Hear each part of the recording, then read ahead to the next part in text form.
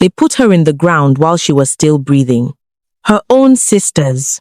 And when something clawed its way back out 3 days later, it was wearing her face. But it was not her. So what do you do when the worst thing that was ever done to you is exactly what the forest was waiting for? Before we go deeper, drop a comment right now. Where in the world are you watching from? We would love to hear from you. And please hit that subscribe button. In Nnewi, Anambra State, in the red earth heart of Igbo land, the harmattan comes every dry season and thins everything out the air, the light, the patience between people. The oil palm groves turn pale with dust.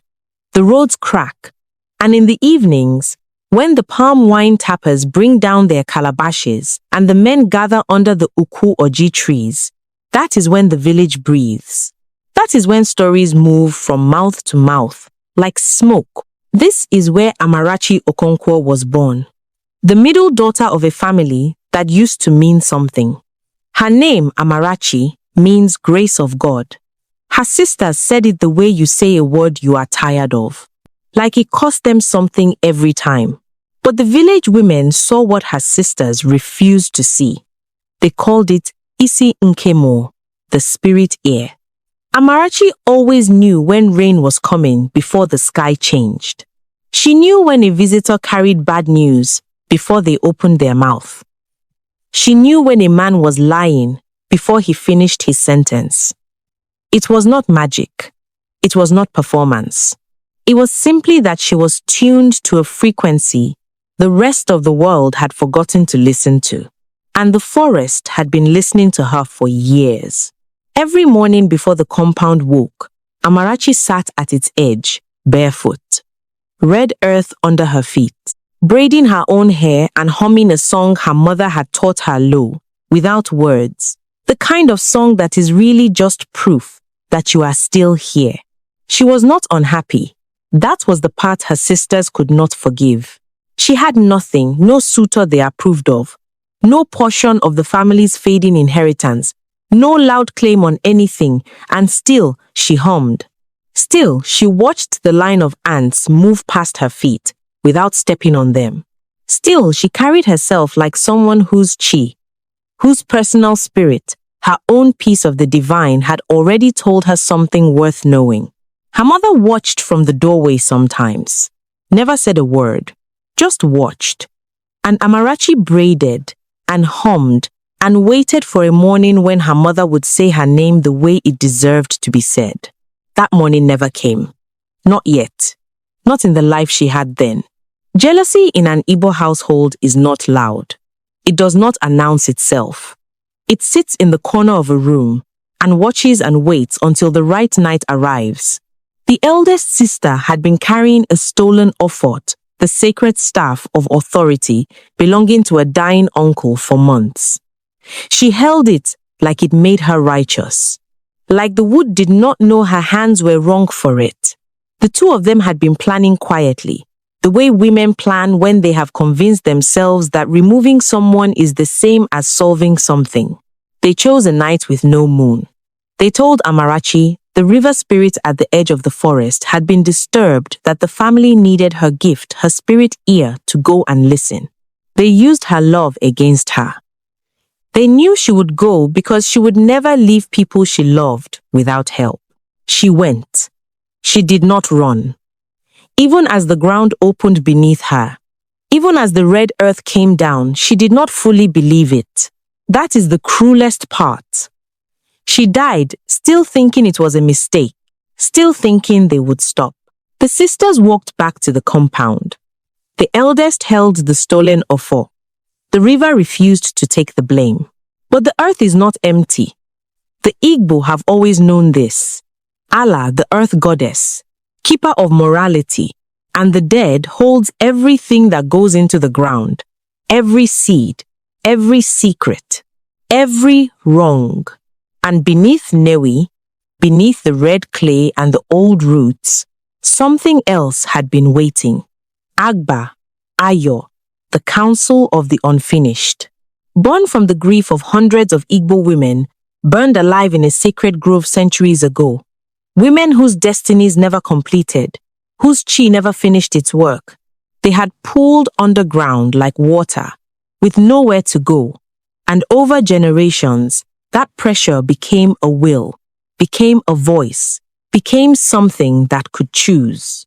It had been watching Amarachi since she was a child. Since the first morning, she sat at the compound's edge and hummed without knowing why. The sisters did not create this moment. They simply opened the door the forest had been building toward for years. Here is what the village did not know. Here is what Amarachi herself did not know. She was already marked.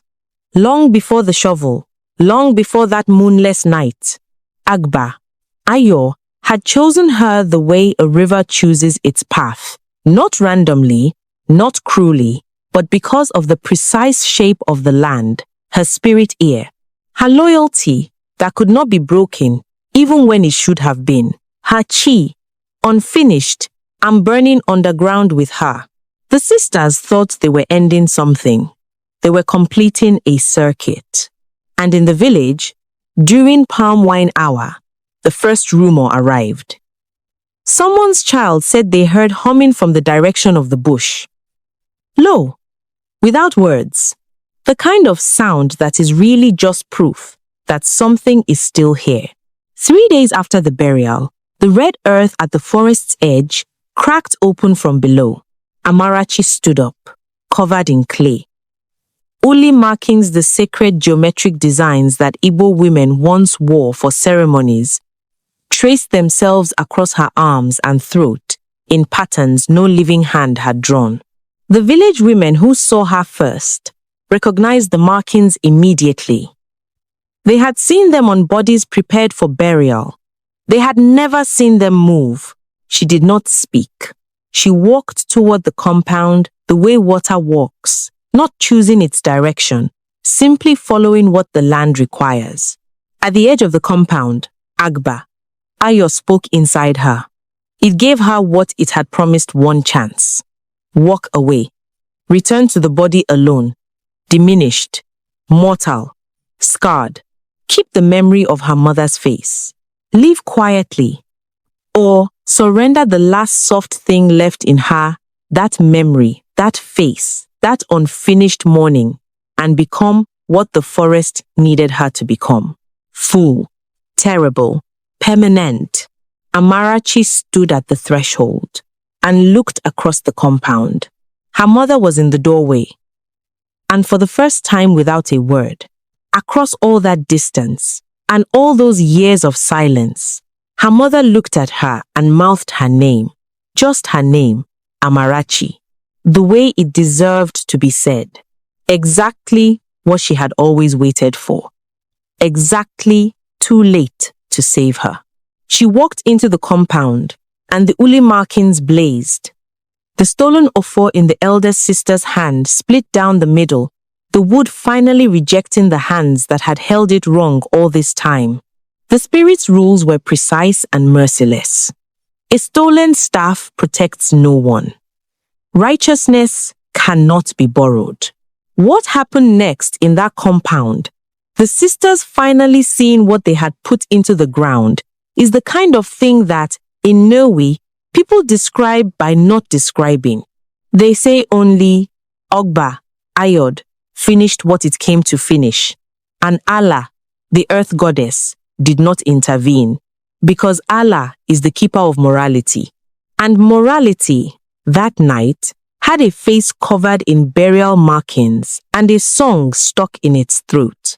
The next morning, before the compound woke, she sat at its edge again, barefoot, red earth, the harmattan still thin in the air, the same line of ants moving past her feet in the same direction, and she watched them, same as always, without stepping on them. She began to hum the same song, low, without words. But the uli markings on her arms had not faded. They never would. She was not fully who she was before, and she hummed as if she knew it, as if she had made her peace with the shape of what she had become. She was still here, just not only herself anymore. But as the camera pulls back, Look closely at the red earth beside her feet. A second set of footprints. Bare feet, same size as hers, appearing in the clay beside her, walking in perfect time with her humming. Amarachi does not look down. She already knows. Agba, Ayo, absorbed hundreds of women. And Amarachi was not the only burial the forest remembers. Part 2 is coming.